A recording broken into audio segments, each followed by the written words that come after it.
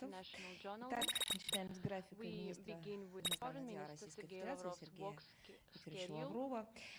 Вперед с 11 по 14 сентября с целью участия в Международном форуме «Российская энергетическая неделя».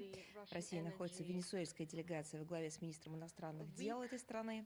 Сегодня вечером состоится встреча министров иностранных дел наших стран. В ходе переговоров планируется обсудить ключевые темы двусторонней региональной повестки дня, основные направления внешнеполитической координации с учетом taking обоюдного into настроя account на mutual всестороннее interest укрепление отношений стратегического in партнерства strengthening между of Россией и cooperation Венесуэлой. between Russia and Venezuela. 12 октября On the 12th мы of анонсировали October, министр as иностранных we дел reported in России our Сергей last Лавров briefing, примет участие в Sergei ежегодном Lavrov, заседании Совета the Russian министров иностранных дел foreign minister, will СНГ, take part in the regular состоится meeting of the мероприятие в CIS Астане. Council of Главы Foreign внешнеполитических Ministers ведомств in стран Astana. Содружества The обменяются мнениями по CIS foreign актуальным международным и региональным темам, ministers will exchange перспективам views развития on topical сотрудничества international в and этой regional организации и agenda, утвердят план and they will многоуровневых also межвидовских консультаций в approve рамках the plan СНГ of на будущий 23 год. multi-dimensional Особое interministerial внимание планируется уделить consultations. вопросам обеспечения безопасности на They will also пространстве pay Содружества, special его внешних attention to границах. the security issues Российский in the министр CIS проинформирует and партнеров о on ходе its external borders. специальной военной The операции, Russian minister результатах will brief референдумов his в Донецкой partners Народной Республике, on Луганской the Народной progress Республике, and the Запорожской и results of Херсонской the областях, referendums in the а также DPR, о LPR, вхождении этих Zaporizhia and территорий Kherson в region, состав as well as their Российской Федерации. incorporation Предполагается into the принятие ряда Russian решений в Federation. культурно-гуманитарной, правоохранительной, A number of правоуправленческой сферах. В decisions are частности, expected план to мероприятий по be поведению adopted в in the СНГ cultural, в будущем humanitarian, law 23 enforcement году, and other годы русского areas, языка как языка as well as межнационального общения и план the приоритетных мероприятий preparation в of сфере the Russian гуманитарного language сотрудничества conference государств-участников as a language of организации на interethnic 23 и communication in the 24 CIS года. countries, На полях as well as мероприятия запланирован ряд they're going двусторонних, to adopt the кстати plan говоря, of и priority, двусторонних встреч тоже. of priority Об этом measures будем вас обязательно for the оперативно CIS информировать. humanitarian cooperation. 18 On the октября министр 18th иностранных of дел России October, Сергей the Лавров Russian Foreign проведет Minister традиционную встречу с Sergei выпускниками Lavrov вузов will 22 года, которые will были host приняты на a работу в систему meeting, Министерства a иностранных дел traditional России. meeting with Министр выступит graduates с who приветственным have joined словом, the Russian Foreign ответит на вопросы. Ministry. He will И, make в a общем, welcoming мне speech and кажется, answer в questions традиционной для себя манере пожелает of the students. успехов So в I будущей believe that he карьере will новому congratulate поколению these мидовцев. students, Мероприятие примут участие and также the и, event как will это всегда be бывает, attended ветераны by дипломатической службы, представители veterans Совета of молодых diplomatic дипломатов mission, the representatives нашего of the ведомства. Council of Young Diplomats А of 20 our октября ministry, в and on культурном the центре глав 20th КДК of October, при МИД России состоится презентация экономического, presentation of the инвестиционного и economic investment туристического and потенциала tourism Республики potential of the Карелия. В ее Republic of рамках Korea, будет Karelia представлена will take экспозиция, которая place. There демонстрирует will be an достижения этого exposition региона в различных сферах социально-экономического развития, а demonstrating the также region's посвященная его achievements истории, in культуре various и spheres of the social and economic development, достопримечательности. as На well as мероприятие of будут its приглашены landmarks. представители федеральных и The региональных органов representatives власти, of federal дипломатического and regional корпуса, деловых authorities, кругов, the российских diplomatic служб corps and безопасности business массовой информации. community will be invited to this Министр event. иностранных дел The России Minister Сергей for Foreign Лавров Affairs выступит с of the Russian приветственным словом, Federation, Mr. Sergei как Lavrov, и will brief at this ожидается выступление главы event, Республики as well as Карелия the head of the Артура Republic of Олеговича Karelia, Artur Парфенчикова. Parfenchikov. Итак, мы переходим к актуальной So международной we повестке. proceed Конечно, to the начинаем international с agenda, and right ситуации now we вокруг begin with the украинского кризиса. situation Как известно, on утром the 8 Ukrainian crisis. As октября you на know, Крымском on the мосту произошел morning взрыв, of the серьезно 8th of повредивший October, there was его an explosion инфраструктуру. on the Kerch Первые Bridge результаты that расследования seriously damaged its преступления, infrastructure. The first results of the расследование проводит, investigation, напомню, Следственный and комитет I would like Российской to Федерации, remind you that позволяют the сделать Russian Investigation вывод о том, Committee что is это carrying out an теракт. investigation. So it Его was готовили conducted, украинские спецслужбы it с was целью concluded that it was уничтожить a критически terrorist важный act для Российской Федерации, aiming at особенно для Крыма, крупный объект aiming to гражданской destroy a инфраструктуры. major Киевский civilian режим давно infrastructure и facility. The активно Kiev regime использует has long террористические методы в been политических using terrorist целях и для расправы с warfare оппонентами. methods Это for делается не political только на purposes. территории других стран. So Собственно говоря, начали они с себя, со своих граждан, it uses со it своих in its тогда еще own территорий. country against Напомню, its own population. на So I совести would like киевского to режима тысячи remind человеческих you жизней и разрушенных мирных that объектов they Донбасса.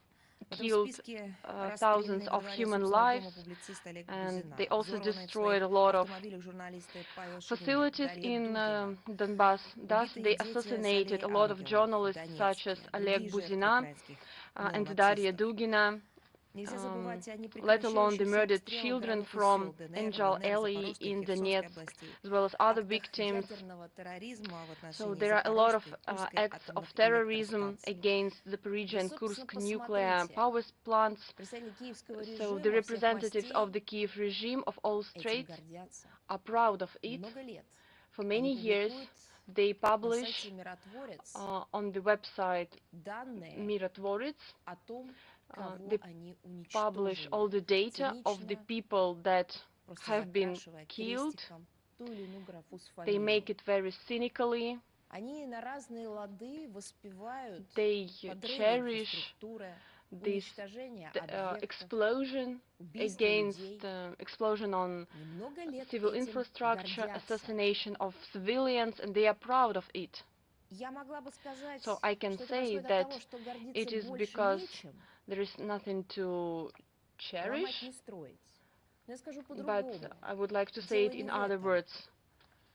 So the situation is more dangerous because it is their global ideology. They try to destroy rather than think something. So, they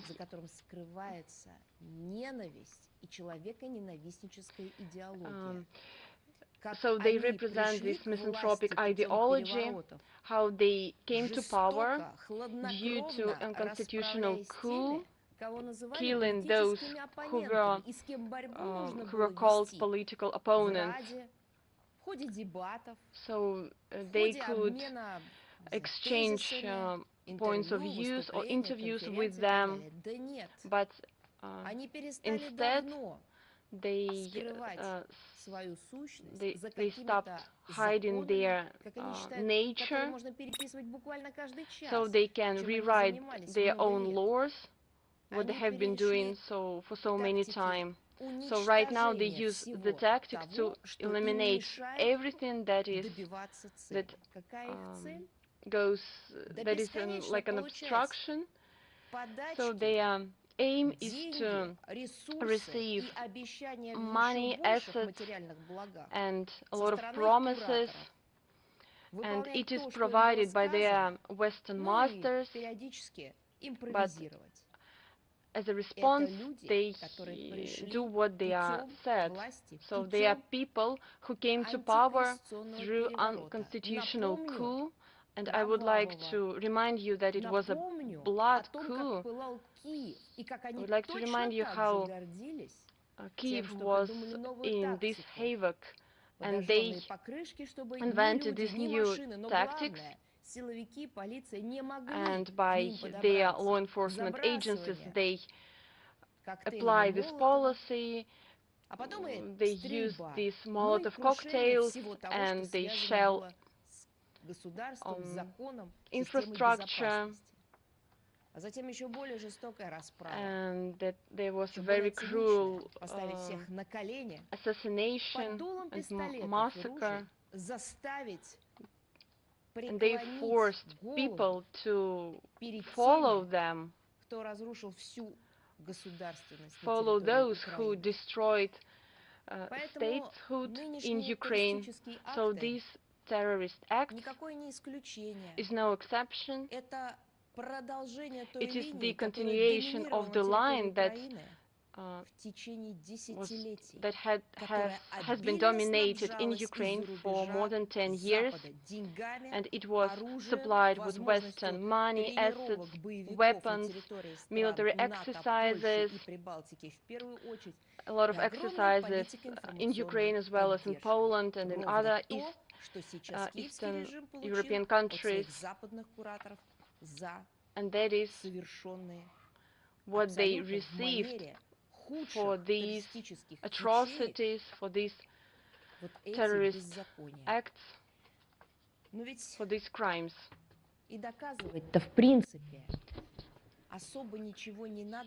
So we shouldn't prove anything. Let us just take a look at the response of these, so to speak, people, that some of them are considered to be just beings and not people, not humans. Today I saw the reaction, the response of the UK ambassador to the UK, and he was shameless in stating that the Ukrainian leadership has always aspired to destroy the civil infrastructure. Once again, it's not that they are hiding or concealing something, is that they take pride in what they have done. And the cynical response of the military and political leadership of Ukraine that they present as an official position, at first they were gloating about it, and they praised the, so to speak, excellent work of the security service of Ukraine, showing its ability to hit sensitive blows to Russia. We do remember all those tweets and publications in social networks, on the websites. We all saw how people were taking pictures near the banners depicting explosions on the Crimean bridge. And after that, when it was morning in Washington, and when those who sponsored them and who guided them woke up, their tactics had somewhat changed. They tried to cowardly shun from what they have done and shift the blame. I do not understand. Is it this childish stupidity, or are we talking about some meds that have an expiry date? Sometimes their action stops, and when they become sober, they start denying everything that they said under this delirium.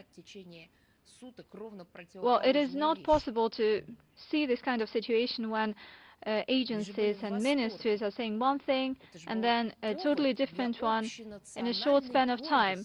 They were so proud, and it was a source of national pride, and they took responsibility for this act. All, so to speak, state institutions of Ukraine expressed their solidarity and shared this success. Half a day have passed, and it looks like Washington objected it. For some reason, people that in the state that considered to be states within the legal framework are somewhat different from a quasi-state, from a quasi-terrorist groups. They were cheerful, they were proud, and they sincerely congratulated on this terrorist attack on the Crimean bridge. And this was made by NATO officials from NATO countries. We're talking about those exact countries who were talking about human rights over the past decades. These are exactly the countries who established some specialized institutions to protect anything that they want, anything that doesn't have to do with the basic needs of a human, and prioritizing everything that they please. And all of a sudden, they lost the last thing that characterized them as reasonable people. All of a sudden, they try to congratulate the Kiev regime in an exaggerated manner, and they congratulated it on a successful terrorist attack. They drew the line beyond all the questions and all the doubts regarding who was the real culprit and they directly congratulated the Kiev regime. They congratulated the Kiev regime on the successful sabotage, and this is happening in 2022. These people meet in the conferences and they talk about protecting the environment, how flowers and trees are suffering, that it is inadmissible to have animal tests. And now I get it. There should be no animal tests. That is bad because they believe that it is good to have human tests.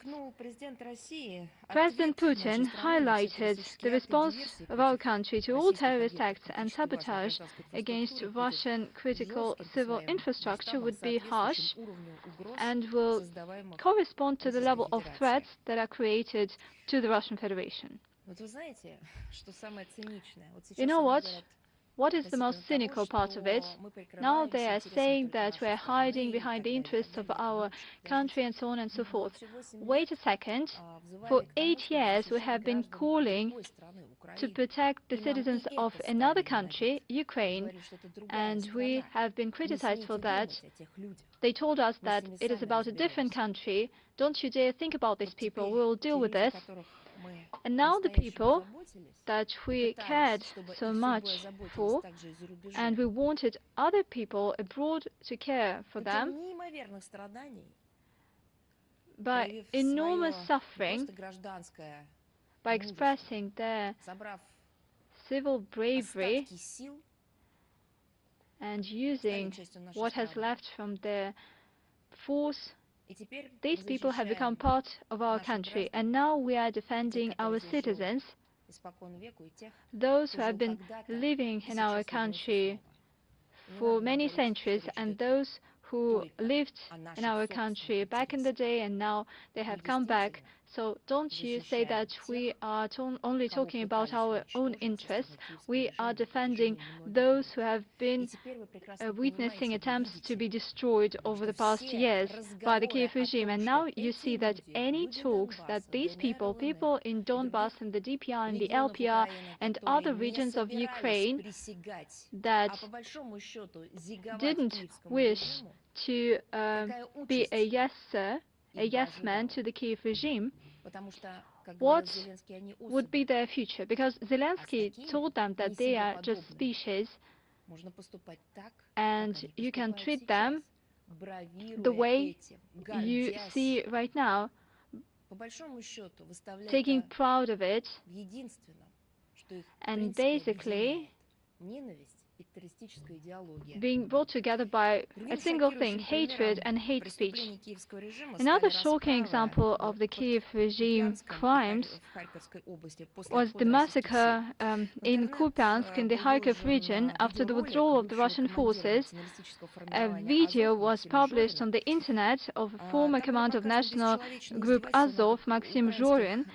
It depicts inhumane tortures of Ukraine Nazists over the civilians.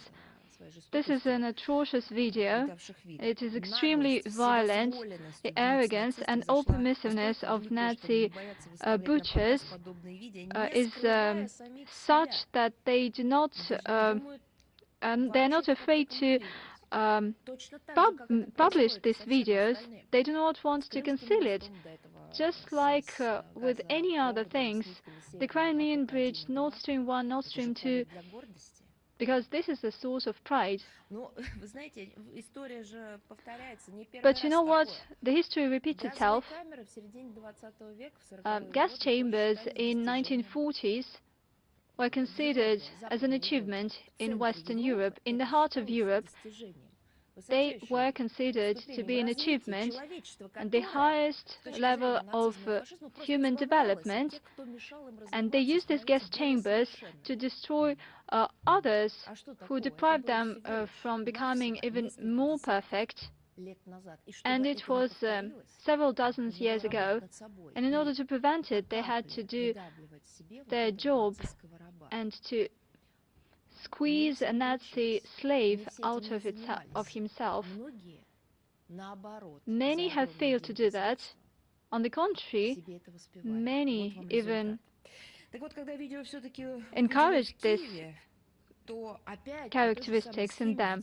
So using the same model, when Kiev saw this video, they were afraid of the international outcry. They tried to cover up traces, but they failed to do that. Azov deleted its publication and described it as a video from the occupant's phone, and it accused Russian soldiers of these killings. However, the metadata of the video showed that this video was filmed on the 9th of October when Kupiansk was controlled by Ukrainian neo-Nazis, so it won't be possible to shift the blame for these killings on the Russian side. As for these concentration camps, isn't it an evidence of how Kiev treats its citizens and those who were liberated from the occupants? The killings of the Kharkov citizens are the blame of Kiev, and they will not be unpunished. We want the international community to wake up and to show unbiased approach and principled approach as they assess the latest acts and statements by the Ukrainian authorities. We wanted to show that it is and it remains an international community, that it is ready and it is willing to express empathy, mercy, and it's not just ideological bureaucrats who are paid by the West.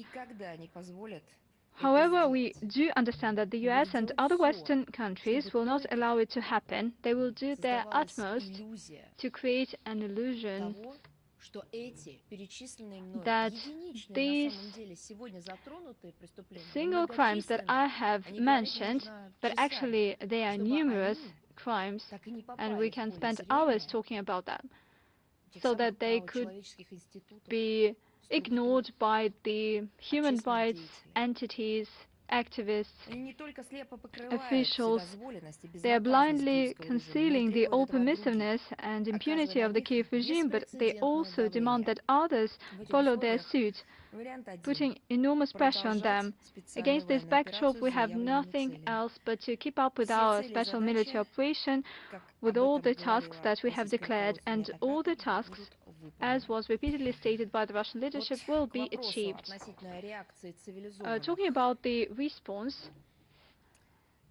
of the civilized community, you have probably seen the statement of the Foreign Minister of Estonia on the Crimean Bridge. So given the provocative statements of the Foreign Minister of Estonia, he is listed as a person that is banned entry to our country. These statements aided and abetted the criminal terrorist attack against our country. The Foreign Ministry of Russia is preparing a demand to the Prosecutor General's Office of Russia, asking to start a criminal persecution of this Estonian citizen. The Russian side, even in this crisis situation, assumes that it is reasonable to continue with the diplomatic channels. This is our fundamental approach. However, time will show whether it will be efficient. We take note of the hypocritical attitude of specialized entities, the United Nations, the OSCE. They do not rush to condemn the statement by the Foreign Ministry of Estonia, and I'm talking about the Foreign Minister of this country. However, in other cases that are not related to Russia, they promptly respond and they condemn those who got out of touch. Are we talking about double standards? Indeed, we can call it double standards, but basically that is the thing that kills modern international legal framework. Double standards went as far as covering the fundamentals of our world order, and our world order was built on the international law. So these double standards instigate corrosion in the international relations, and the international relations should have a clear and transparent, as the Western partners put it, a clear framework, a clear foundation. We should understand what principles underpin our actions. Unfortunately, many of the organizations that I've mentioned are just obedient implementers of the will of the West. Whether they are taken hostage or they do as they please, we can deliberate on that a lot, and a lot will be said by the pundits, by political scientists, right now and in the future. Another example of what is happening in international relations today, Washington has once again used the platform of the Regional Organization of American States in order to promote its anti-Russian agenda. They can unite only to fight us, against us. Somehow Washington considers it as an only uniting agenda for them. It's difficult to say why, but that's their choice. Let me give you a specific example. In Lima, Peru, there was a 52nd session of the General Assembly of the Organization of the American States. The U.S. initiated and pushed for the adoption of an anti-Russian statement that doesn't have a status of an official document. It is condemning the Russian special operation in Ukraine.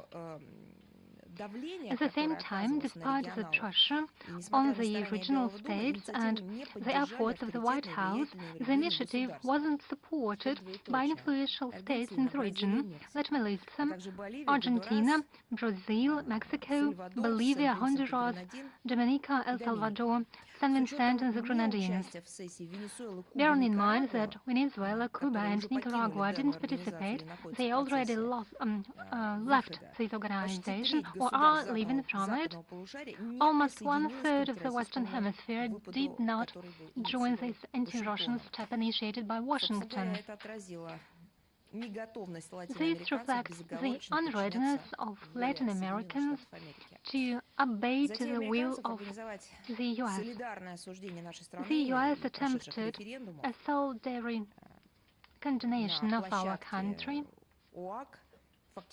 in the Organization of American States. This attempt failed, so we should note that a state is inside in such state that has a great experience in interference into the affairs of other states, including military intervention. Many regions know exactly firsthand what I'm talking about. We all know about the results, the losses of human lives and destructions. Latin America is not an exception in this case. Quite on the contrary, it is a rule of how the U.S. is acting and what is part or rather essence of their logic and way of thinking.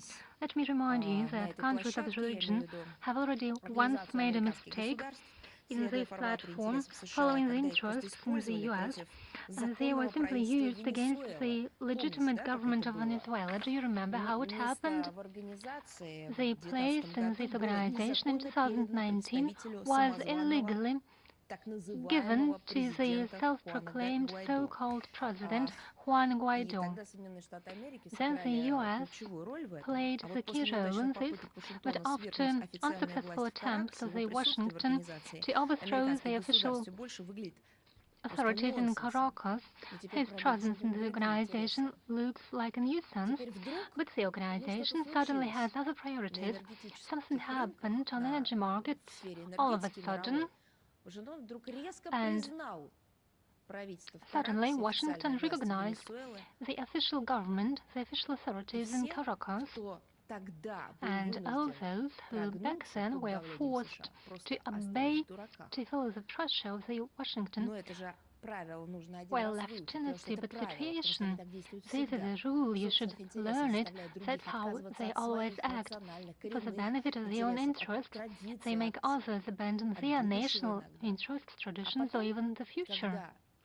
And then, when the wind changes in Washington, it turns out that only the U.S. can have their interests. Now the pseudo-representative Venezuela hasn't happened yet for procedural reasons. Everyone's expecting this to happen. Probably even in Washington they are aware of it. That is why Washington recommended him not to visit the General Assembly. So they let down those who, the Guaido himself and those who supported him. Is it happening for the first time? No. That's how it always was, always and everywhere. What happened at the platform of the Organization of American States is a sign of the difference between the interests of the US and the states of Latin America. For them, priorities include not the Russophobic hysteria, but rather pragmatic interests over energy and food security, migration, and fight against migration, fight against drug trafficking. We are ready to work with regional states, and Mr. Lavrov only reaffirmed it in his recent interview to Argumente и Факты. You will find a link in the script of today's briefing. In that interview, Mr. Lavrov stressed, I quote, "We don't make Latin Americans choose with whom to cooperate. We stand for pragmatic and de-ideologized relations with all countries of Latin America and the Caribbean in all fields of mutual interest." End of quote. What is happening right now around Ukraine is a logical consequence that is traditional for the West, for the Anglo-Saxons, of yet another campaign that they conducted in such an inglorious manner. On many occasions did we refer to the examples from the past, but now it's a good time to remember just one more.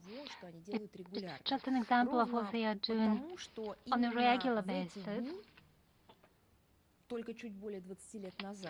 Exactly these days, on the 7th of October, but back in 2001, the Enduring Freedom military campaign initiated by the US and NATO was launched, where I'm not asking those who are experts in international relations, but probably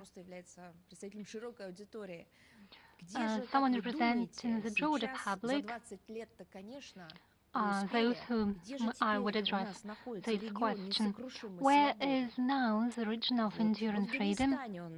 It is in Afghanistan. The declared goal of the US and NATO was to eliminate terrorism under the banner of retaliation for the terrorist attacks in New York on the 11th of September 2001. For those terrorist attacks that are taking place in the US,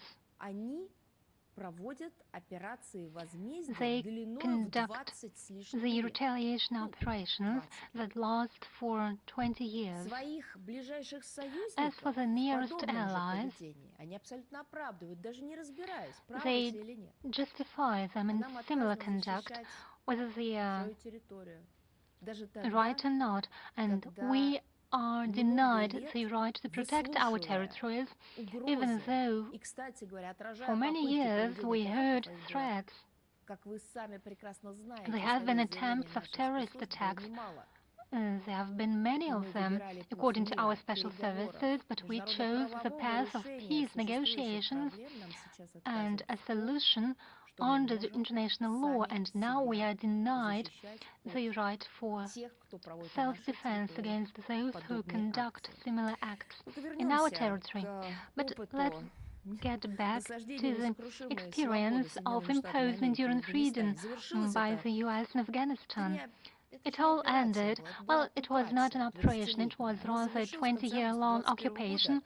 It ended in late August 2021, when the US and NATO militaries hastily fled Kabul, where Taliban came to power. This embarrassing result of the embarrassing result of this longest ever military campaign in Washington is that the operation failed. There are acute problems in Afghanistan. The country is in economic and humanitarian crisis. Why? Because for 20 years they have been destroyed. We'll get back to this later today, but let's think of the statements by representatives of the Baltic states and Poland. They said you don't have the right to build a breach in the territory that doesn't belong to you. Well, we're not going to start a discussion about the territories that don't belong to us, because there has been a referendum. We have to respect the will of the people. But as for you, the NATO, you didn't even try to build a breach in the territory that doesn't belong to you. You only destroyed in Afghanistan as an example. And then you simply stole all the money from this country. Just because probably you were more in need of this money. I know that the US has a public debt of 31 trillion US dollars, and I'm not sure that Afghan people would be much of a help for you. But on the other hand, this gesture will help understand the essence of the Western-style democracy. Although Washington bears the full responsibility for the current situation in Afghanistan, well, primarily NATO, but it is Washington-led. The U.S. weasels out its obligations for conflict reconciliation. They continue to block the Afghan assets, thus impairing the authorities in restoring the economy and ensuring security and safety in fight against terrorism. We call on the Western states to unblock the assets. We believe that half measures, that creation of the Afghan Trust Fund, is something from the frozen assets, is something good. Well, we can continue calling them frozen assets or plundered assets. All these half measures are insufficient to ensure full-fledged reconstruction of the Afghan economy and infrastructure, and we consider it unacceptable to continue linking humanitarian assistance to any political conditions. And in the context of the situation around Ukraine, on the 7th of October, the embassy of Russia in Moldova came under attack. The suspect fired our diplomatic mission with fireworks. Fortunately, members and families were not injured. The building was damaged, and this happened with direct connivance of Moldovan carabiniers, who didn't prevent the criminals. The forces of the Ministry of Interior arrived an hour later. The Service of Security and Safety and Security didn't respond. The Embassy of Russia sent a note of protest to the Moldovan part with the demand to investigate into this incident and bring to account those who are to blame. We hope in Chisinau they are going to hear us. But similar actions happen against our diplomatic missions in the US and Canada and in the countries of the European Union. The situation, in particular with the situation in Afghanistan, is outrageous. Practically from the very beginning of the military operation in Ukraine, there are anti-Russian actions before the building of the Russian embassy disrupt its normal activities. From recently, they are accompanied by attempts to intimidate our members of the mission. Moldovan authorities don't interfere. We've demanded from the Moldovan authorities to respect the Vienna Convention, that in accordance with which the receiving state has to prevent any disturbance of peace of the mission or impairment of its dignity. In response, we hear that the authorities do their utmost. We hope the Moldovan side will find a way to follow up on its international obligations, or simply admit that it is not in a capacity to do so, but the proper functioning of the Russian diplomatic mission is something that Moldova has to ensure. That's how we treat the Embassy of Moldova in Moscow. And let me now move on to answering your questions. Международная жизнь, international life, are you with us? Yes. Yesterday, the mayor of the Finnish city of Turku demanded to move away the Russian consulate from the city. How would you comment on this? Well, it is a new attempt of Russophobic Finnish politicians to find cheap popularity by provoking another confrontational step against Russia with quite predictable consequences. We shall see how these ideas will be considered in the Ministry of Foreign Affairs in Finland. If it happens, it will entail the measures of response from Russia. I think the Finnish authorities shouldn't doubt it. Helsinki should be aware that practical implementation of such so-called initiatives would entail immediate reaction from our side. Again, there should be no illusions in that respect. Thank you. You've already touched on this topic, but let me ask you for the comment still. The UK Minister of State Tom Tugendhat called strikes against Ukrainian cities military crimes. How would you comment on his statement? While in London, they know something of military crimes. The whole history of the UK consists of military crimes, with only several exceptions. So they should better keep silent, or if they find it necessary to say something, they should begin with themselves. Various regions of the world are waiting for the UK to be held to account for its crimes. I shouldn't even remind you of what they did in the Middle East and North Africa. Iraq alone is a state that will remember them forever. They had a chance for redemption, but London never used these opportunities. So if we are speaking immediately in the context of the situation in Ukraine, this political figure hasn't made any similar comparisons over the past 8 years when the Ukraine aggression against Donbass continued. Over this time, has he never uttered a single word of condemnation of massive shellings against the villages and towns in Donetsk and Lugansk People's Republics that are claiming lives of innocent people until now. They haven't seen thousands or even tens of thousands. It's actually more than tens of thousands of people killed over these years. They never ask themselves what was happening there if you are talking about crimes of the Kiev regime.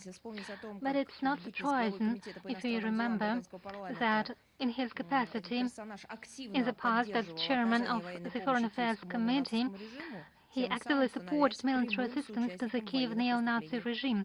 Thus, he was a direct accomplice of military crimes of the Kiev regime. So, in answering your question, who the real military criminal is, we can only have one answer. They in the UK should look into the mirror. I would like to ask you one more question. TASS reported that French spokesman Olivier Véran said in an interview with a French radio station, said that France and Western countries are using the Romanian diplomatic channels in order to maintain dialogue with Russia to be sure that a catastrophic scenario will never happen, and also in order to make it clear to Russia that this scenario is unacceptable. So what do you think about this dialogue? You know that our countries have traditionally had common interests in the area of strategic stability, arms control, disarmament and non-proliferation. Over a long period of time, these issues have been regularly discussed and very constructively in numerous bilateral dialogue formats within the framework of the Russian-French Security Council at the level of foreign ministers and ministries of defense, as well as during meetings of the specialized working groups.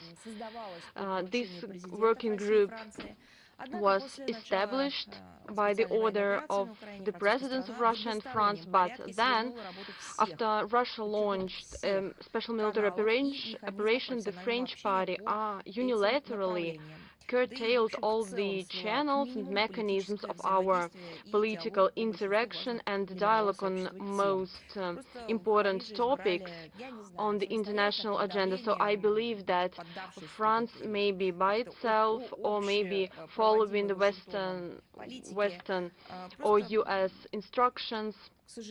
So unfortunately, they decided to apply confrontational policy against our country, including military support for the Kiev regime, and it is unacceptable. So we not long ago have declared it by calling a French ambassador to the Russian ministry. So in this connection, it is not clear of what diplomatic channels or some clarifications they were talking about. Of course, we stay open to this dialogue on the international and bilateral agenda on the basis of mutual respect and consideration of each other's interests, but right now it is the West who speculates the nuclear issue, accusing Russia of nuclear blackmail, and on the 25th of February, French foreign minister reminded us that NATO is also a nuclear alliance, so that it can also apply or use nuclear weapons. So I believe that if they themselves are talking about use of nuclear weapons, they should read their own documents. Instead of conspiracy, we would like to hear from Paris or Western capitals a reasonable assessment of Vladimir Zelensky's irresponsible and reckless call for preventive nuclear strike against Russia. So I believe that the presidential spokesperson of Zelensky then said that it wasn't a preventive nuclear strike, it wasn't for right now, maybe for the future, but still, if they're so sensitive in terms of words, we should make it any time possible. So I suggest you to address your question to the French authorities, but our stance is clear. Thank you a lot. Right now we proceed to Россия сегодня. Are you with us? Yes, we are here present. Good afternoon. We have a couple of questions. The first one, how can you comment on the information about Ukrainian military men liberating some Sri Lanka's nationals?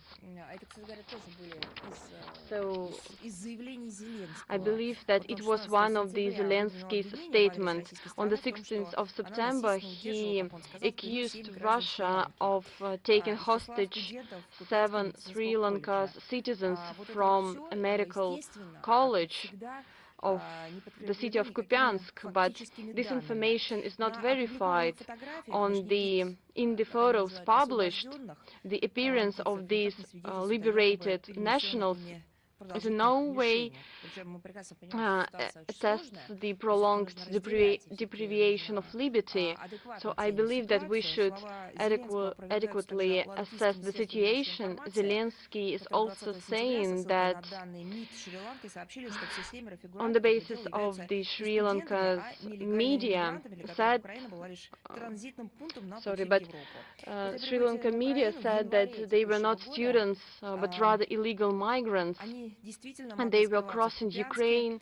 Kupiansk was a transit port on their way to Europe, and as they said that they were disoriented in Ukraine, they got lost, and then they stayed there in Kupiansk, in this Ukrainian-controlled territory. That is why they were noticed by Russian military forces, and then they were denied, and all the people who are suspects of collaboration with Ukrainian regime, so they are interrogated, and they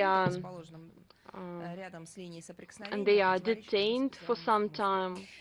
So I believe that it is clear that we are dealing with informational provocation, and these 7 disoriented foreigners have been cynically used by the Ukrainian regime in order to spread its propaganda. Do you have another question? We don't hear you. You're muted. Okay. So there is information that the Ukrainian oligarch Igor Kolomoisky is going to use channels for Russian immigrants. So leading Russian opponents, including Ksenia Sobchak, will join this meeting. I don't know nothing about it, but I know that Kolomoisky likes to act like that. So no comment on it. Do you have more questions? Thank you a lot. Let's proceed to news agency Reuters. Are you with us? Yes, we are present. Good afternoon, Maria Vladimirovna. We have 3 questions. Not long ago, U.S. National Security Council spokesman John Kirby said that both parties, that is, Russia and Ukraine, must find a way out of the current crisis through negotiations, that is, peacefully and diplomatically. At the same time, Kirby said that the U.S. didn't see any intentions on the part of Russia to return to the negotiation track. How can the foreign ministry can comment on it? So I hope that you have seen our message published yesterday. So do you use our ministry's website? We have social medias in Russian, English, and other foreign languages. Please follow all the information that we publish. I can say it for sure that on the 10th of October, my comment was published in terms of Kirby's statement. But as you have asked me this question, without the repetition of this information, I would like to elaborate more on it. So you said that Kirby didn't see any intention of the Russian Federation to return to the negotiation track, right? So, but they do not see a lot of things such as Ukrainian crimes, this sabotage, explosion on the Crimean Bridge. They do not see explosion on Nord Stream gas pipelines. So when they really see something, then they use its media, and they promote a lot of information and provocation to its media. And in this particular situation, they do not see these facts because it is very convenient. They do not see sabotage, they do not see murders of children or neo-Nazi signs such as swastika or glorification of Nazis, heroes, or some violations of human rights of ethnic or national minorities. So I'm talking about all the crimes committed by the Kiev regime that sabotages and ignores all the rules, such as all the rules and values that are so dear to the US, that is freedom of liberty, media freedom, and so on and so forth. So I'm not surprised that Kirby and all these Ukrainian regime, they do not see it because it is so convenient for them.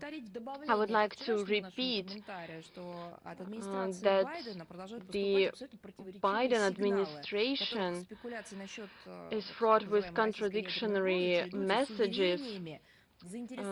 On the one hand, he's talking about Russian nuclear threat, and on the other hand, he's talking about United States interests in early peaceful resolution of the conflict in Ukraine, but at the same time they are supplying with armaments.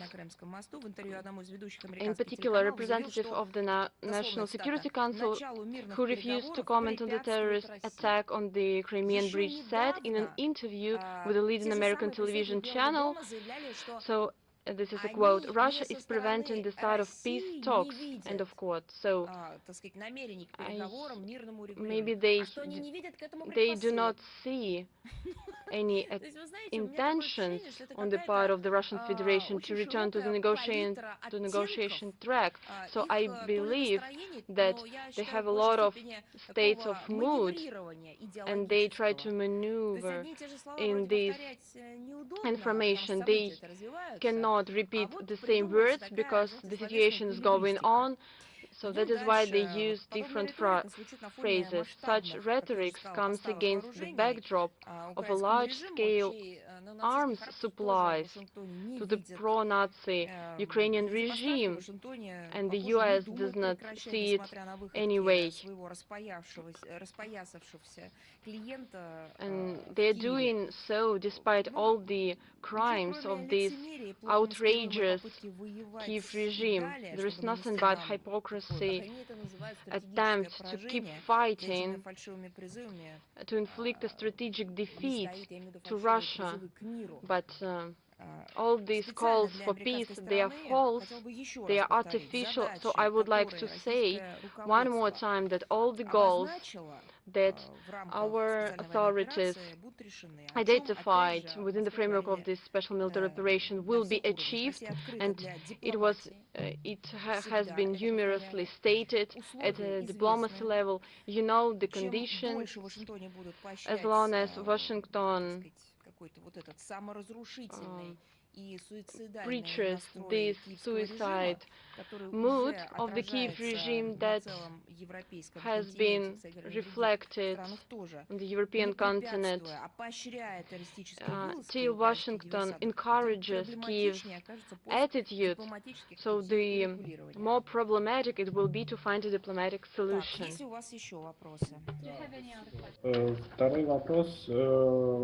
Do you have any other questions? Yes, I have a second question that have to do with the statement by Recep Tayyip Erdogan. He said that he is ready to organize peace talks between Russia, the US, the UK, Germany and France in Istanbul. So in this regard, I would like to know whether Russia received at the MFA level the relevant messages by the US, Turkey or other possible parties to these negotiations regarding Erdogan's initiative. Well, at the current stage, when I was preparing for the briefing at least, nothing is known in addition, except for what has been declared by Russia yesterday. Russia has not received any specific proposals on negotiations in Turkey between Moscow, Berlin, Washington, London and Paris. I just can reiterate what was said yesterday, but the situation is dynamic and I do not know how it will all end up, but at the current stage, as I was prepared for the briefing, we have not received any information of such kind. Okay, and a recapping question. A couple of days ago, former National Security Advisor John Bolton called Vladimir Putin a legitimate military target, and this is a quote, in case he uses nuclear weapon. In any case, if Putin authorizes the use of nuclear weapon, as Bolton said, he will write his own suicide note. Does Russia believe that this statement is a relevant threat to the life and health of President Putin? Or do you consider this statement as just rhetoric? I just can say that this testifies to the state of health of Bolton. Over the past decades, this person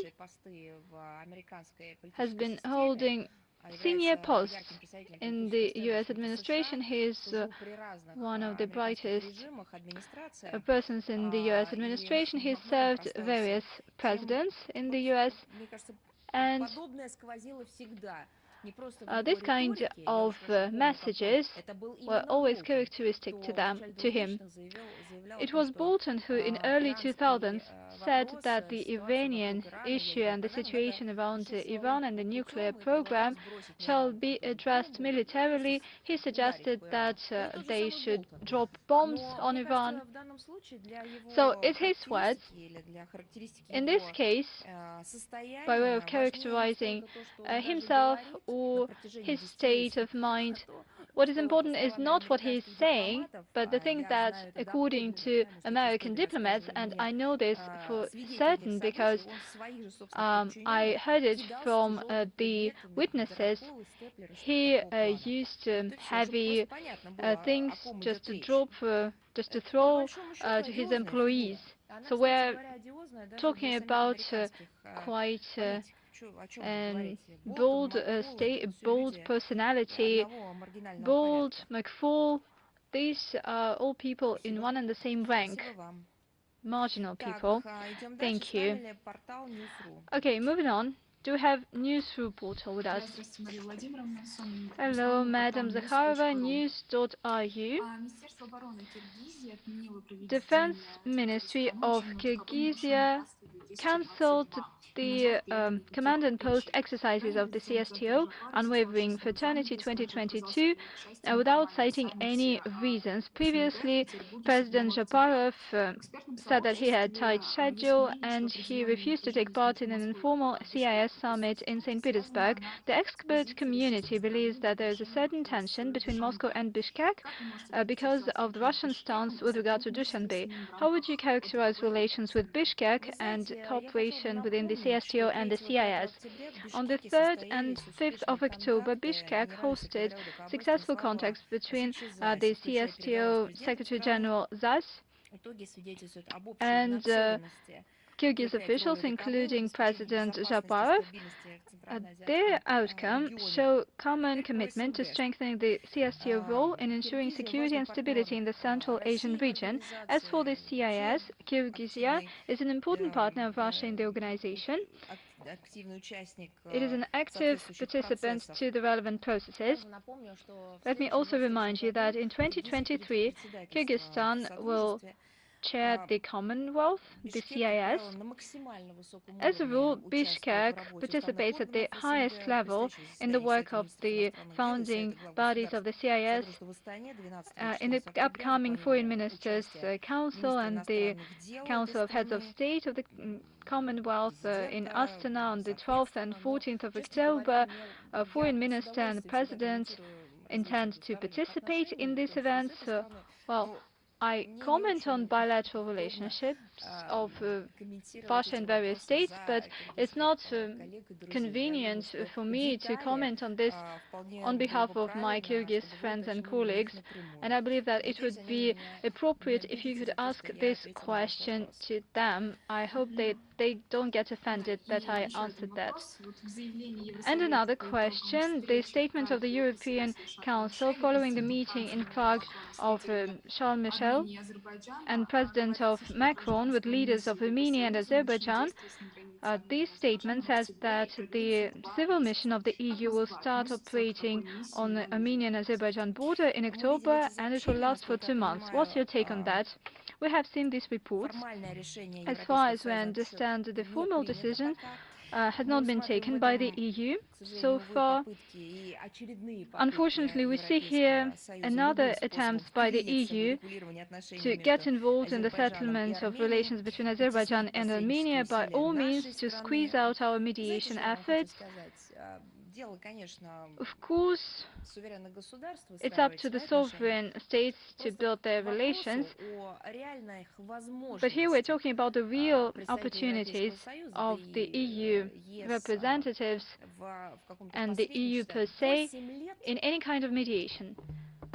For 8 years, being participants to the Normandy format, I'm talking about Berlin and Paris, they have failed to prevent the situation in Ukraine from turning to this hot phase.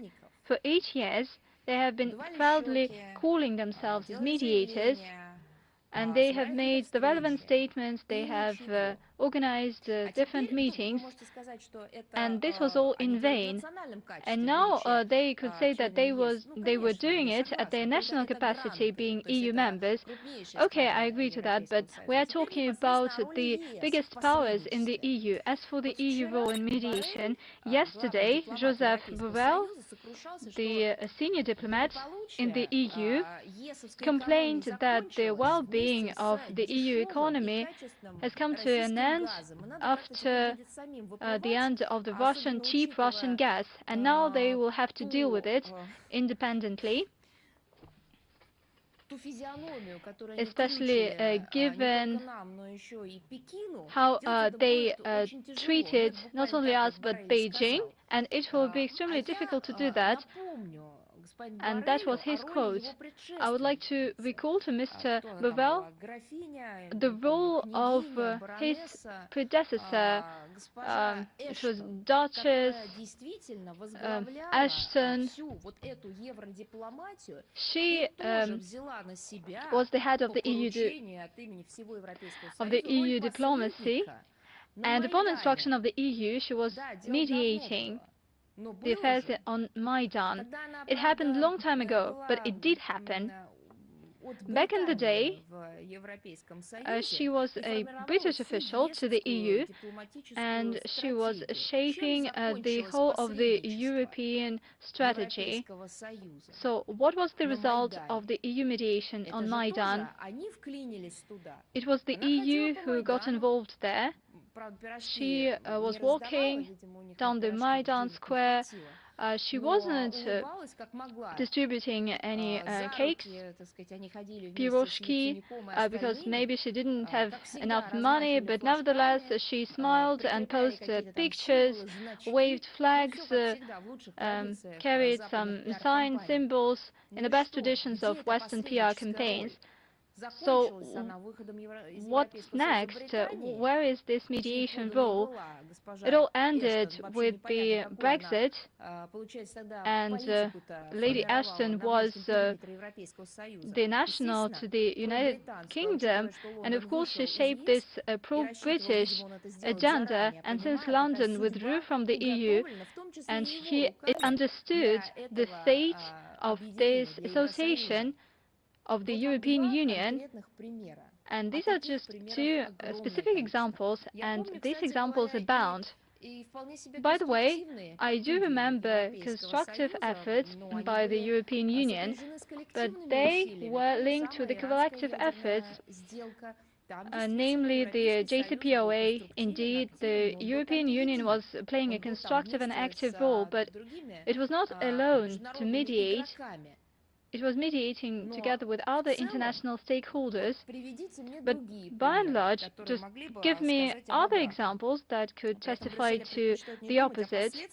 At the same time, Brussels prefers not to think about the consequences of this step in terms of international security, and the EU missions didn't lead to regulation.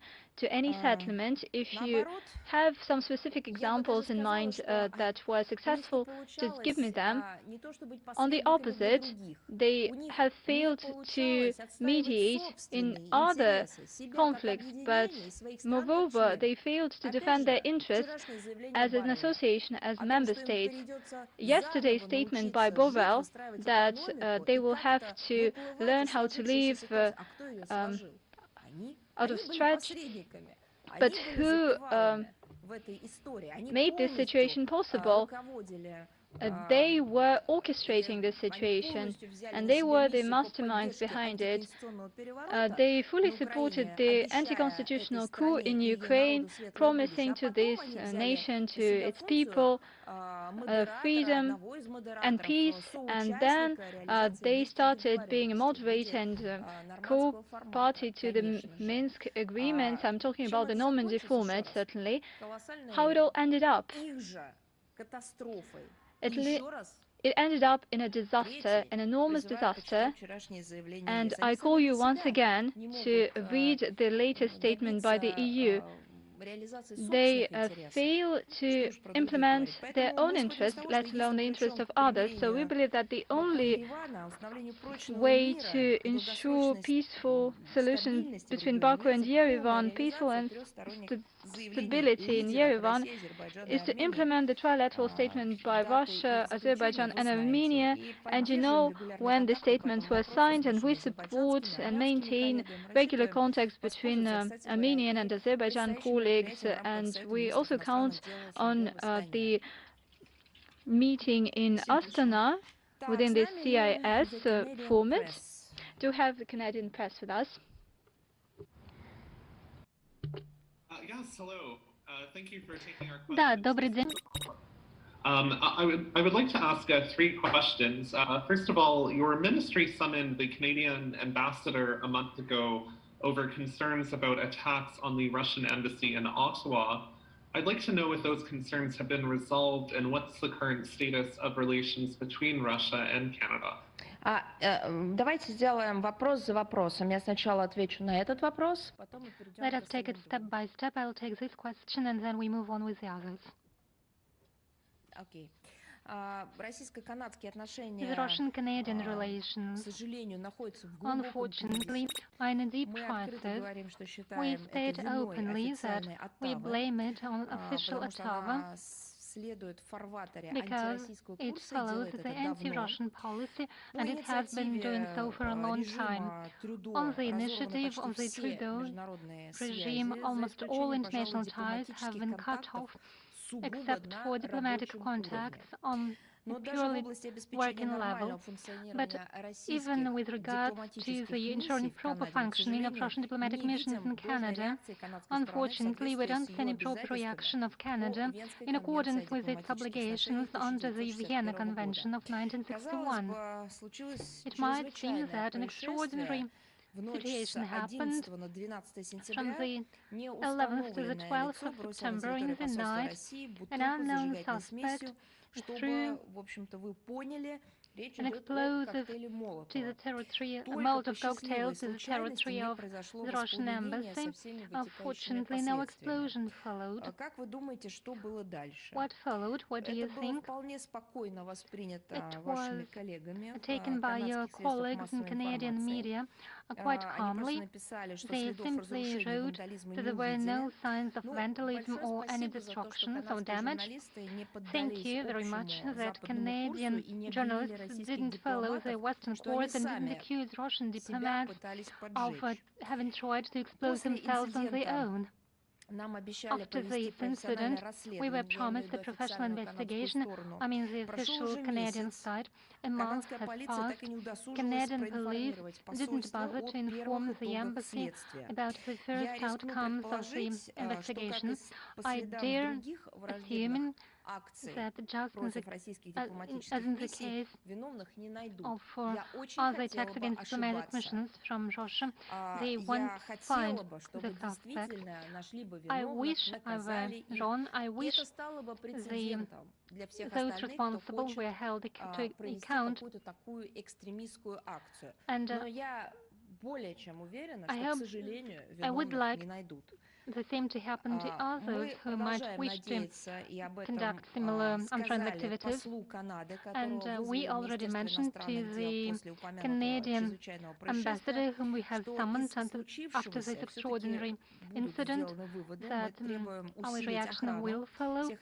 We demand to enhance the security in all diplomatic missions in Canada to ensure security of all members of the mission and their families, and at least to install security post near the mission. It is common practice. Given the high level of Russophobic tensions in Canada that is maintained by Canadian officials, this step in ensuring the security of Russian diplomats should be taken immediately. In order to avoid any possible attacks, the responsibility for these attacks, if they are committed, will be fully with Canadian authorities. Thank you. My second question is, this weekend Canada responded to airstrikes in Ukraine by announcing that Canadian forces will train more Ukrainian soldiers in Poland. I'm wondering what your message is to Canadians. Well, in this way, they are simply sponsoring the continuation of hostilities. They completely cross any possible, make impossible any peaceful development. They prevent any political and diplomatic opportunities and encourage the Kyiv regime to commit further terrorist attacks, just as it happened with the Crimean Bridge, with shellings against innocent people.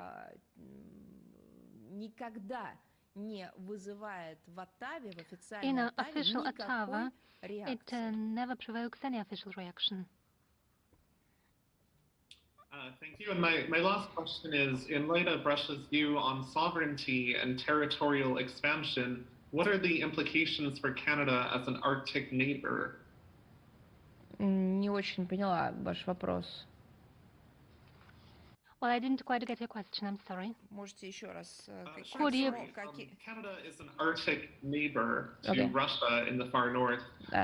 Given Russia's views on sovereignty and on territorial expansion, what are the implications for Canada? Ну, как-то вы очень странно сформировали. Well, you're putting this question in a strange way. We are committed to all of our obligations under international law, including sovereignty, territorial integrity. We mentioned this on several occasions.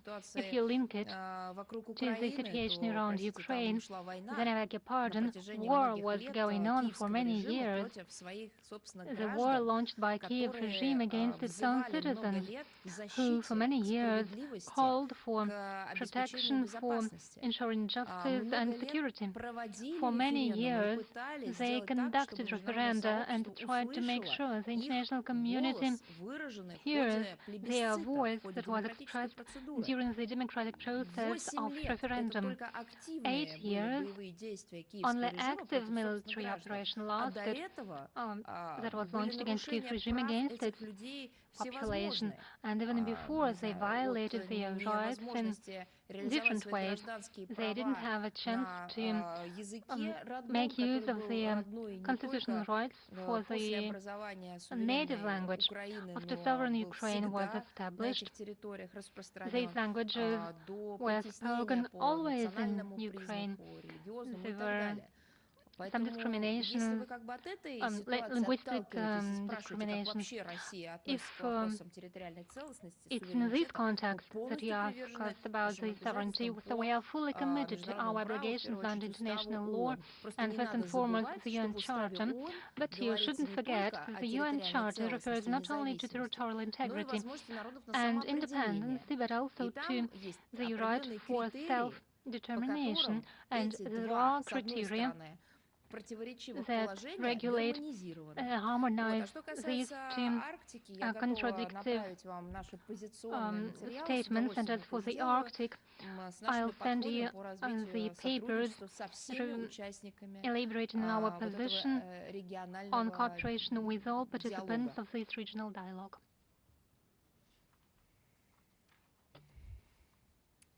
Все, идем дальше. С нами Is that all? We are moving on. медиакорпорация Китая. The Media Corporation of China, please.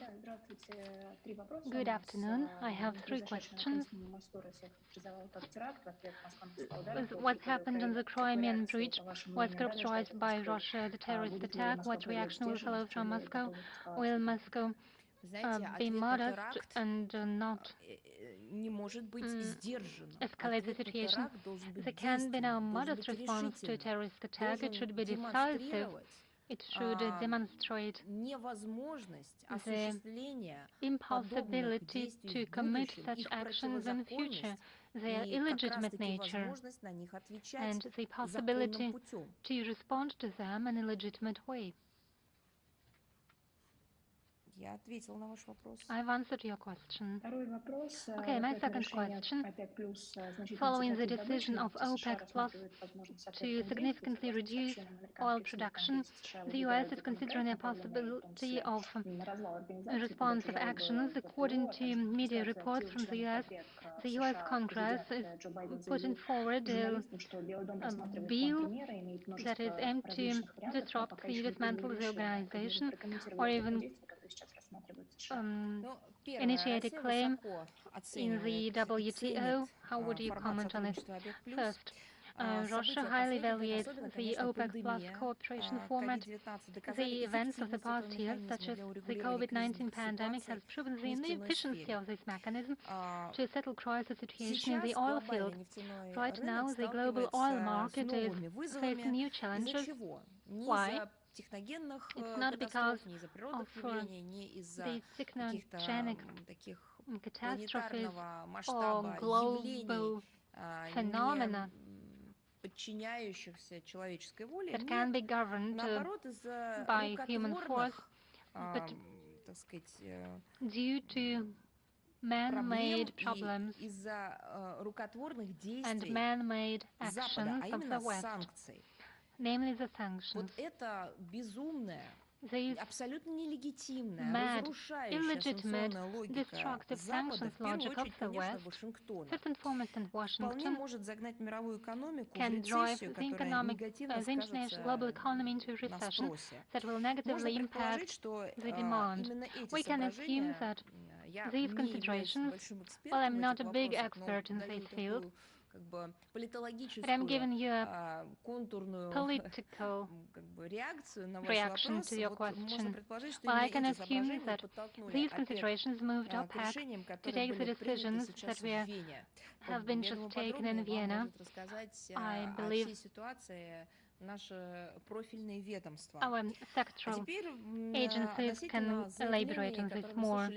Regarding the statement from Washington, well, I think it's outright cynicism. The criticism against OPEC and its individual members, blackmailing and threats from the part of a state that calls itself a civilized state and, more than that, sticks to the principles of liberal economy is beyond common sense or all notions of good and evil. And this is happening against the backdrop of US attempts to manipulate the fraud and insurance markets. Before the meeting in Vienna, they were in the avant-garde of this policy aimed at oil price caps, sanctions against those using Russian oil or having anything to do with Russian sanctioned infrastructure, and so on and so forth. And after these volumes of illegitimate and illegal actions destroying the economy,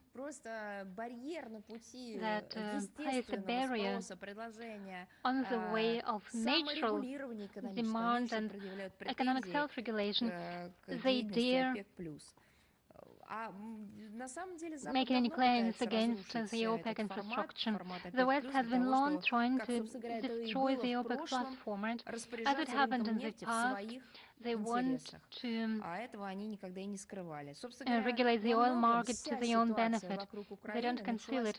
The situation in Ukraine started because of energy resources, because they needed a barrier on the way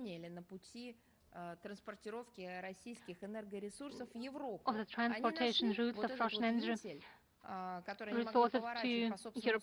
So they found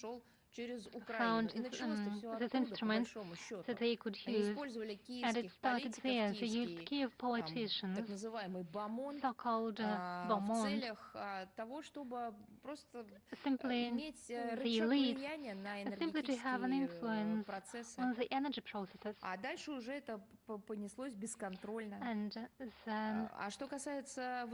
it developed in an uncontrolled manner. As for the statements by the US officials that you've mentioned, well,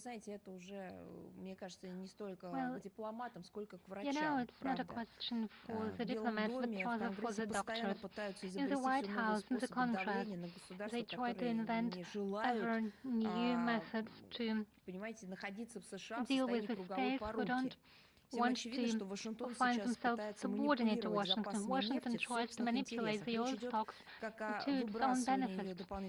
We are talking about putting additional volumes on domestic market and promoting the interests abroad, including non-market price caps against Russian hydrocarbons.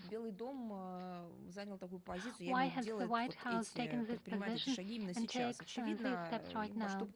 Obviously, they do need image of economic successes of Biden administration to make sure they succeed in the November elections.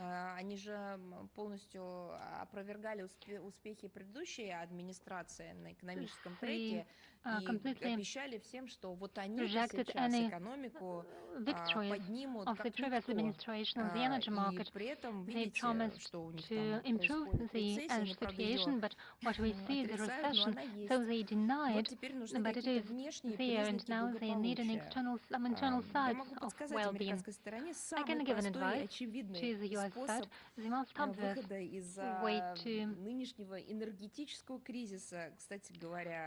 way out of the current energy crisis and to stabilize the prices. Просто волшебный способ.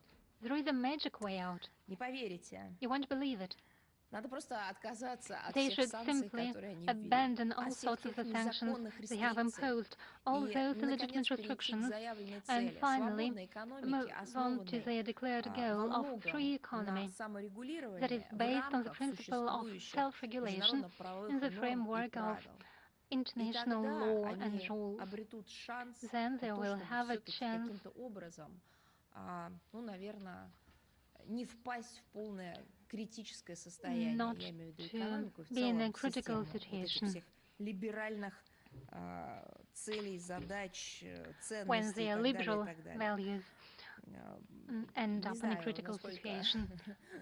Насколько они прислушаются, I do not know whether they heed to our advice, but that is the simplest, the most efficient way to deal with the situation. Отмена, еще раз, отмена once again, to abandon illegitimate restrictions with regard to energy supplies, and that will become for Washington a way out of the current energy crisis and a way to stabilize the oil prices.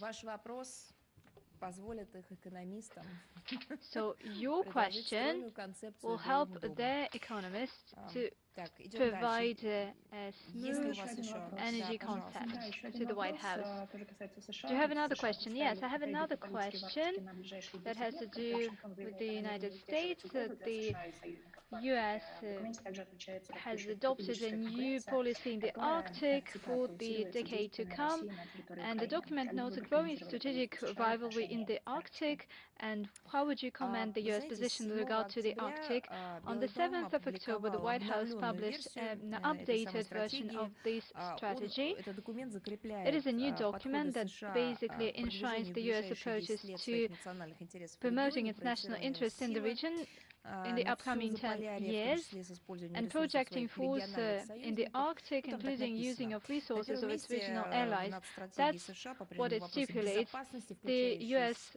prioritizes security issues, including, according to the document, the whole gamut of issues related to national defense, domestic policy, commercial and scientific activities in the region. As for the actions of Russia in the Arctic, that makes up for the majority of the regional population in the higher latitudes. Russia is claimed to be a threat and a key challenge. We do have our experience of interaction, and everything was going normally and smoothly, but still Washington had to do this sabotage. It makes many references to Russian special military operation in Ukraine, although it's not a regional conflict, and it adds up these extra-regional topics to the Arctic agenda, and the document claims that there is a growing tension in the region and growing risks of unintended escalation. If non-regional topics are being introduced in the regional Arctic agenda, then in this case, why doesn't the U.S. say about Iran, Afghanistan, because this year marks an anniversary for this topic. They destabilize the situation in other parts of the globe, so they could introduce it somehow, making reference to the American destabilizing actions with regard to Taiwan, for instance. Why do they only have to care for Ukraine with or without any excuse? They can make reference to their own experience. The document claims the U.S. intention to strengthen and bolster its military presence in the region, including the ice-breaking fleet that will be used to ensure permanent presence of the U.S. in the Arctic area. They seek to further conduct large-scale Arctic exercises with their allies. NATO exercises called REPONSE in March this year brought together 35,000 personnel, 40 submarines and vessels, 150 aircraft, including F-35, and 27 states, including non-NATO states. The U.S. is trying to impose international law and to replace it with some kind of rules-based order. Not a single new concept has been witnessed by anyone. They declare their commitment to multilateral formats, including the Arctic Council, but at the same time, Washington, with the support of other Western countries, especially Russophobic Ottawa, they try to isolate Russia. Without the participation of Russia, cooperation in the Arctic is not possible. Suffice it to take a look at the map. So the latest efforts of the EU and NATO to cobble up a new format for ensuring security without Russia, that's what we are witnessing. But you can take a look at the map, you can study it, but possibly they think that Europe ends somewhere near Poland or the Baltics, then you should say it straight away. However, up till recently, the European continent had even more territories. And the same goes for the Arctic. You cannot have a cooperation in the Arctic without Russia. This is a wild thought. Talking about the national strategy on the Arctic, this updated version has become more politicized. It has anti-Russian ideas, but the essence has not changed. It's to enshrine projection of national interest by Washington in the whole of Arctic and to make full use of its allies in NATO and in the region. That is a follow-up to the strategic Arctic documents adopted by the U.S. security services, by Pentagon, the Coast Guard, Air Force, naval force of the US, and clearly we see this line, this course towards militarization of the Arctic policy of Washington and enhancing of the military standoff in this region as well. Do you have any other questions? No. In this case, do we have the Moscow Post? Good afternoon. We have two questions. Poland and Estonia and their statements on the terrorist attack on the Crimean Bridge and quote-unquote diplomatic relations with these countries. What's the need to preserve these relations in purely hostile environment, and is there any response by the OSCE and the UN? In a nutshell, regarding the OSCE and the UN, I have already said that these organizations have not provided their feedback. They do not see here any terrorist attacks or the support for terrorist attacks by the so-called civilized members of this organization. So, what's the point in maintaining relations with Poland, for instance? These relations are virtually non-existent. Poland has destroyed everything. What is left are just missions, diplomatic missions, in order to have some kind of a minimal assistance to our compatriots, to the compatriots of Russia in Poland and vice versa. And these relations are confined to some targeted contacts on some areas. What kind of full-fledged, normal, or at least adequate, appropriate relations can we talk about? You know what? I would definitely write a post or some kind of a message regarding the fact that the so-called civilized countries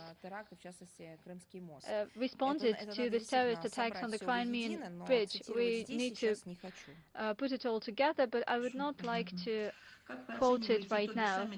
What's your take on the outcome of the European Political Community Summit, namely an idea about searching for a new world order without Russia?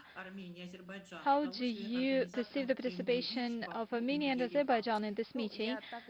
Have the organizers managed to reconcile Baku and Yerevan? I have already covered these topics today, but I can give you a more detailed answer to the first part of your question. As for the second, I have already commented on that. The first meeting of the European Political Community in Prague has showed the ideological and confrontational nature of this format. We see an evident lack of positive agenda here, and the motto of this community could be as follows: we make friends against Russia, or let us come together to chastise Russia. There's nothing else behind it, and this anti-Russian mood has not been hidden. Many representatives, including officials from big countries in the EU, were skeptical about it. Taking into account this anti-Russian sentiment behind this meeting and the empty agenda, we see it as another attempt by the EU to cobble together another format that will bring together those countries who do not make part of the EU and to impose these ideas to other countries despite their national interests. And this extended format of the EU is what we see. So the same forces in Europe do understand that it is not possible to build a new security system on the continent without our country, and that is the desire of the organizers. It is simply impossible because there are some laws of the physics.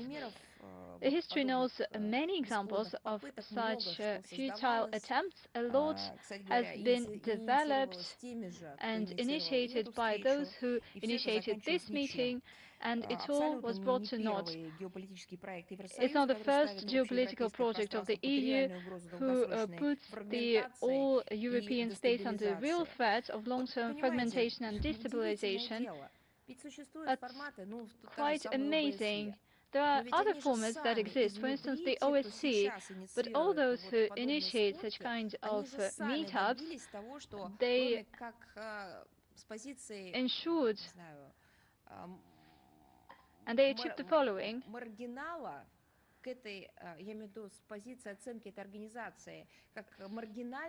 This organization is assessed as an outcast organization, and it is common knowledge to everyone. Time and again we see the same old model to spoil positive aspects that were created due to the long efforts, and to cobble up something that is not efficient. And there are a lot of such mechanisms that are destroyed, that are not valid and efficient. Or what's the point behind them? What is the added value?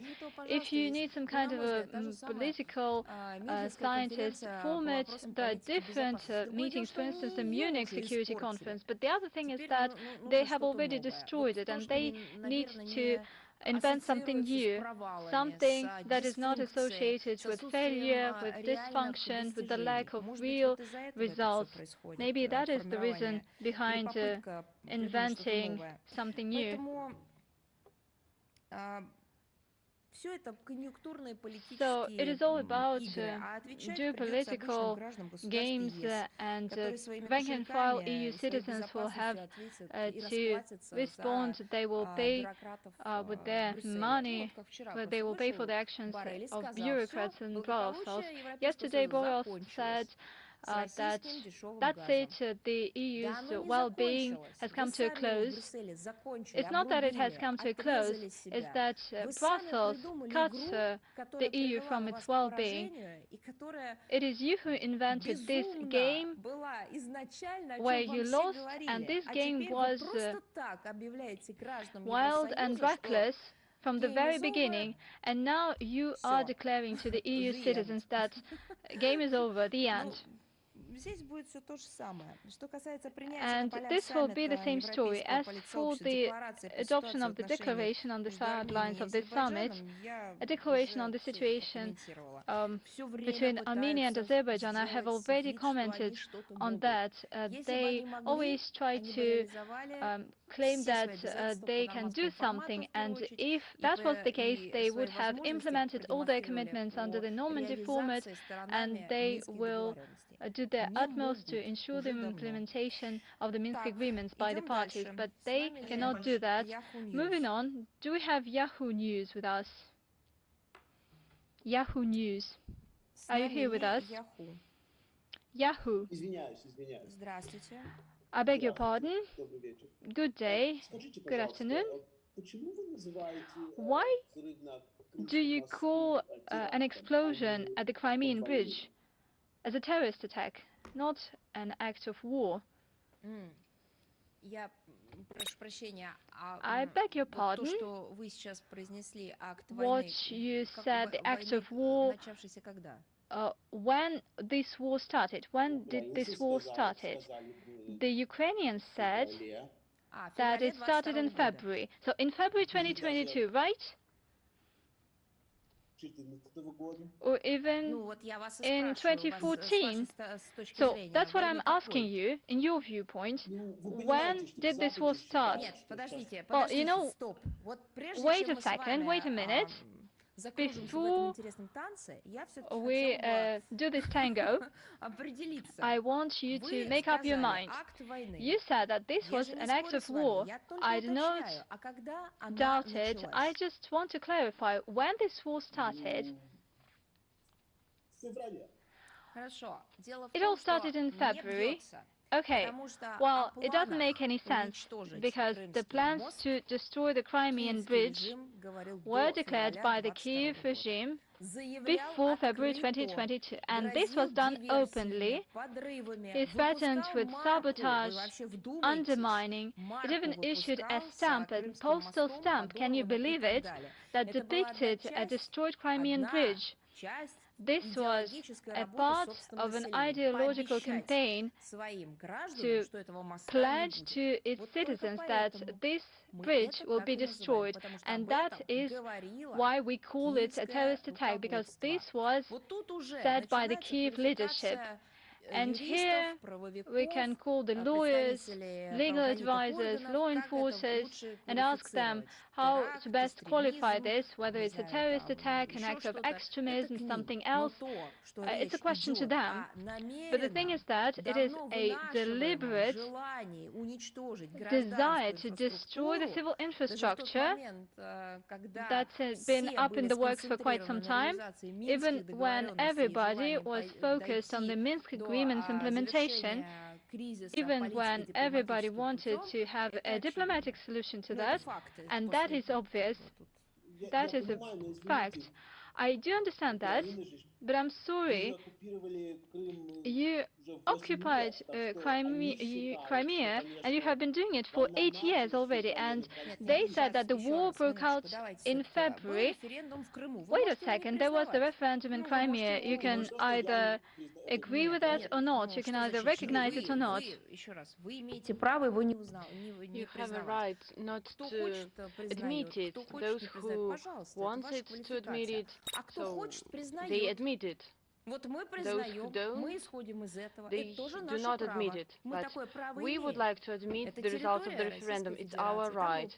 And that is the territory of the Russian Federation. That is why we constructed civil infrastructure facilities. So, but I would like to cite an example, a very striking example. So right now the US, they are present on the territory of Syria. They occupied one part of a sovereign state. They do not build bridges or buildings. They construct only the facilities in order to pump the Syrian oil. Do you believe it? Don't you know it? Yes, they are present in Syria. They have occupied parts of Syria. So I can send you location from this place, all the data about this operation, about this US operation. So I don't know how they call it, whether they are private, official, or public. So, but they drilling, they're carrying out drill activities.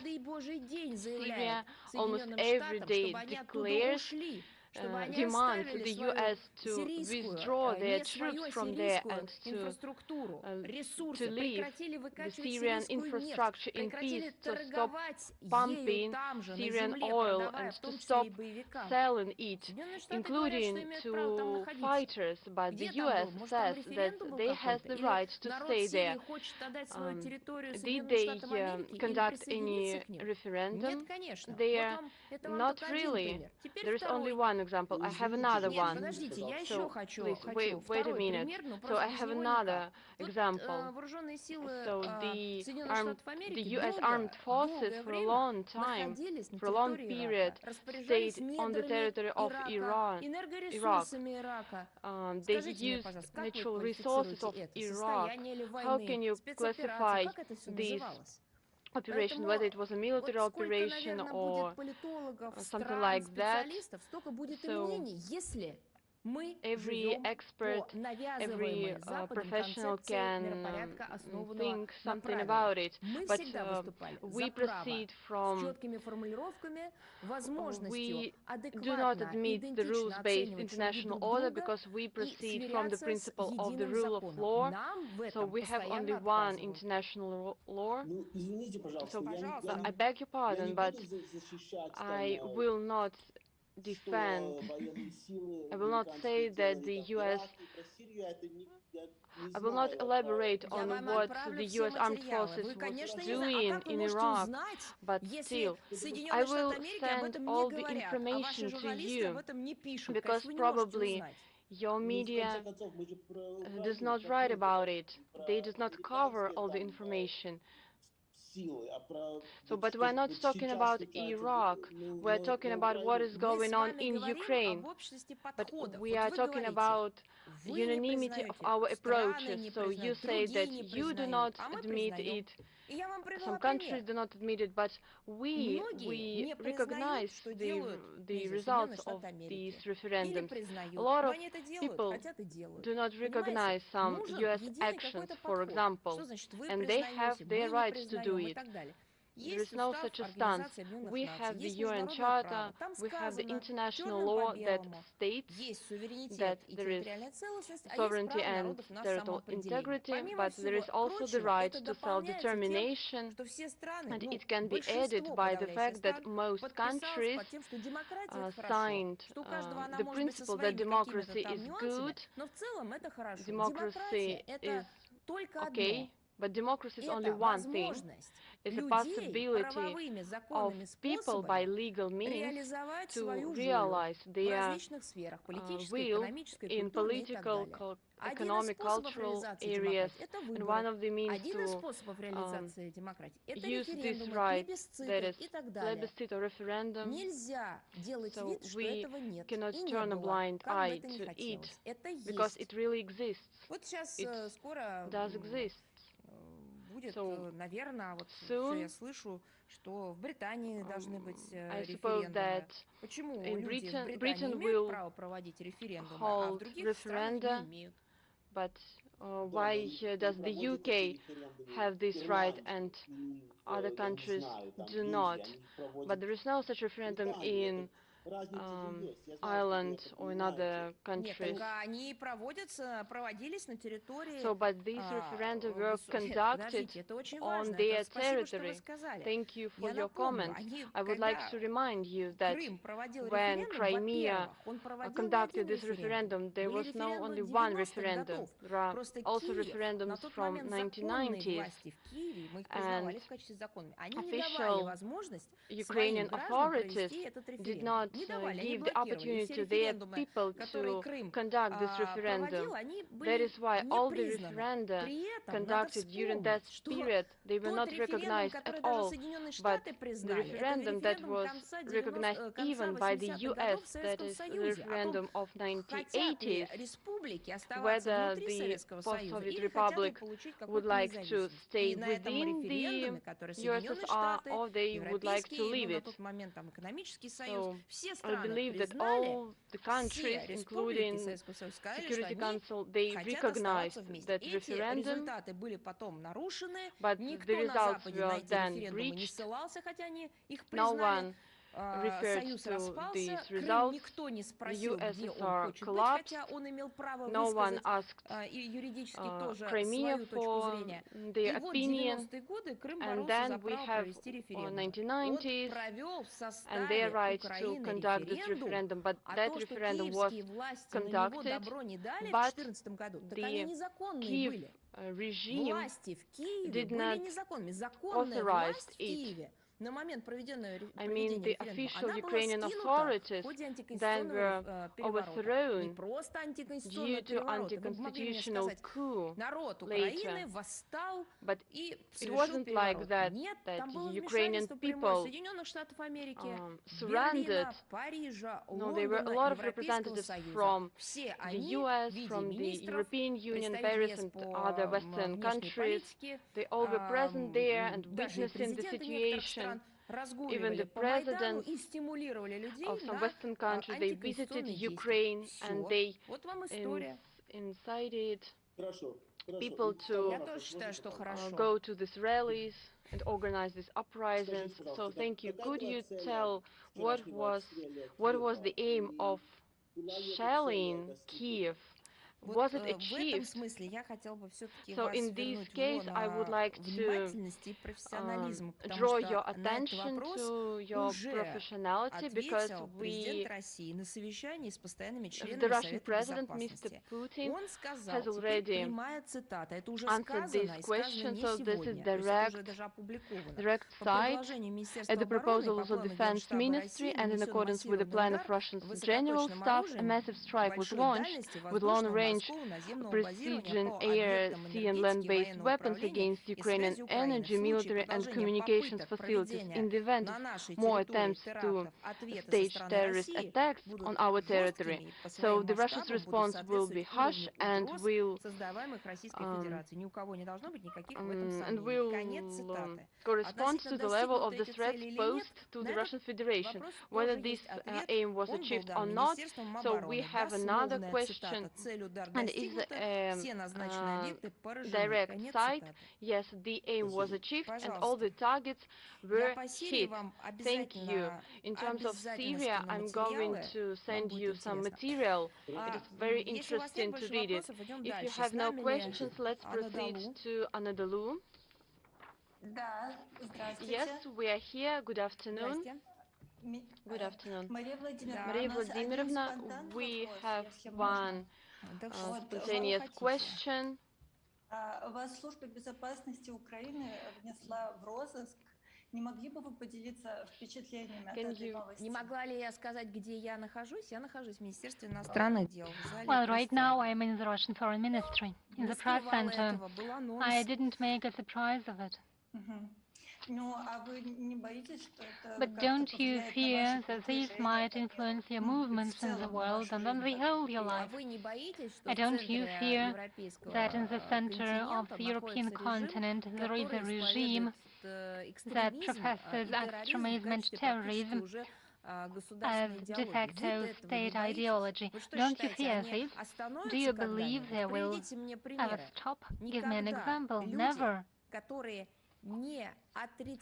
People who don't deny or even implement and glorify such methods of business, they will never denounce it. More than that, all ways to negotiations, all ways to political, diplomatic, or legal settlement under international law were rejected by themselves. They invented some executive orders or some papers, and they chose this only method. Don't you fear it is in the center of Europe? That's the question. Everyone believes it's somewhere far away and it's not going to affect you. But you'd better learn history and see what happened to other areas of US experiments that first created the beasts, and then these beasts went out of control of the Washington. Shall I remind you of them? Like Al-Qaeda, Bin Laden. Shall I remind you how ISIS emerged on the ruins of the Iraq state? We've seen it before, and first everyone believed it wouldn't affect them, and it would only affect those whom these terrorists threatened, and then they didn't know where to hide and what to do. So when there is the man-hating ideology, when it emerges somewhere in the world, the ideology of terrorism and extremism, the world should join its ranks and say decisive no to any such manifestations. Otherwise, it will be a common, a global problem as it is right now, and it is encouraged by the West. Do tell us, please, will the explosion of the Crimean Peninsula influence the implementation of the Green Deal? Well, first of all, it's not an explosion. We classify it as a terrorist act. At least this is the version of our law enforcement agencies, and it has a long-standing history. It will, if we are talking about a terrorist attack, and it will be proven. But judging the act itself and the reaction and those who supported the Kiev regime and its madness, its influence goes further. It doesn't influence the useful grain alone, it influences the life of the people and the spread of the terrorist ideology. This should be in the focus when we are evaluating the consequences. And my final question. Today you spoke about the signals, the messages from Washington. Does Russia send to Washington any signals regarding the possibility or impossibility of dialogue? Well, not all messages that we send to Washington is what I can announce to you here. All right, thank you. Так, если у нас еще Good. вопросы, если Any further вопросов нет, questions? то If it's not the case, спасибо вам большое за thank you very внимание much for и your до следующих attention встреч. and see you next time. Здоровья, I благополучия wish и you удачи. health, well-being and success and good luck.